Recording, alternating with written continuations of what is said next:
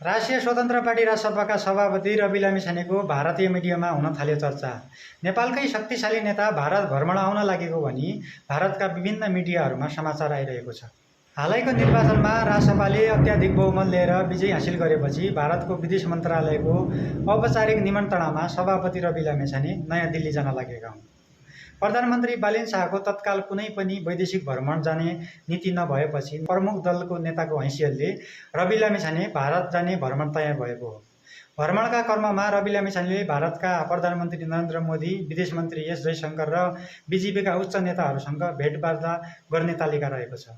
दुई देश बीचको केही समस्या देखिएपछि सीमा र भन्सार सम्बन्धी असमझदारीका बीचमा हुन लागेको यो भ्रमणलाई राजनीतिक वृत्तमा निकै अर्थपूर्ण रूपमा हेरिएको छ।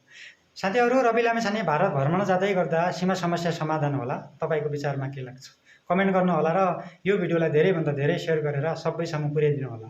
भिडियो मन पर्यो भने फलो पनि गरिदिनु होला। धन्यवाद।